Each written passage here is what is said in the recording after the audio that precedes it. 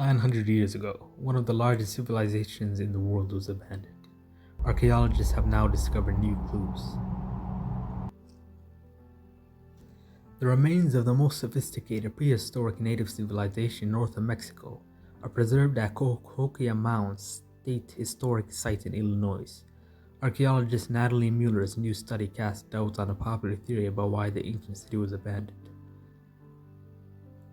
Cahokia Mounds, once a thriving settlement near present-day St. Louis, was abandoned by 1400, leaving behind a mystery. Recent research challenges the long-held belief of drought-induced crop failure as a cause.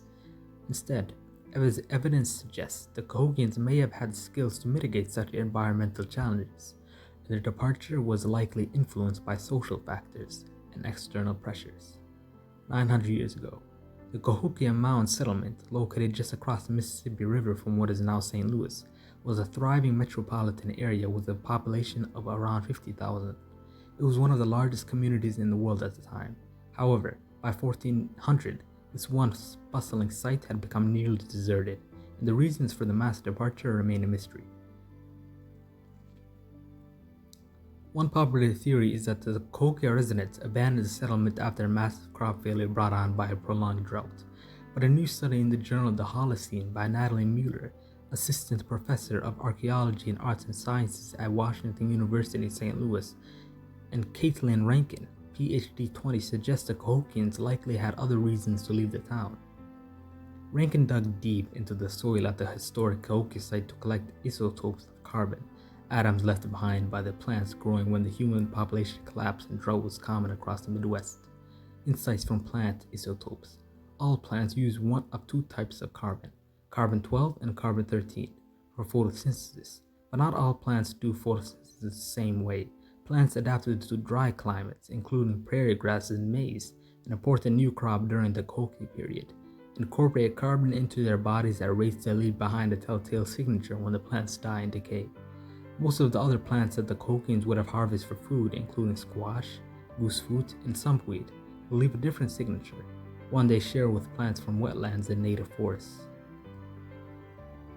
Rankin's samples showed that ratios of carbon-12 and carbon-13 stayed relatively consistent during that crucial period, a sign there was no radical shift in the types of plants growing in the area.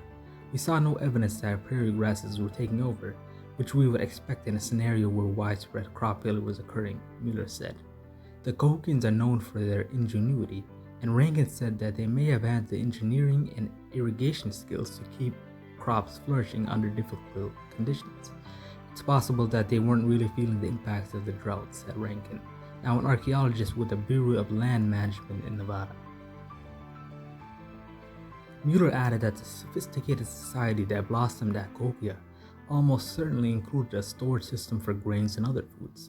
Residents also enjoyed a varied and diverse diet, including fish, birds, deer, and bear, and forest fruits and nuts, that would have kept them nourished even if a few food sources disappeared.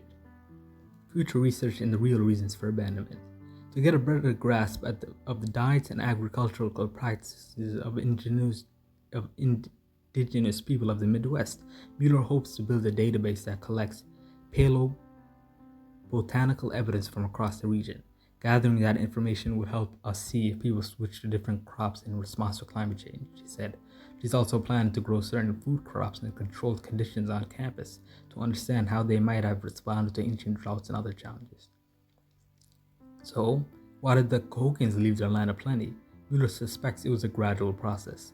I don't envision a scene where thousands of people are suddenly streaming out of town, she said.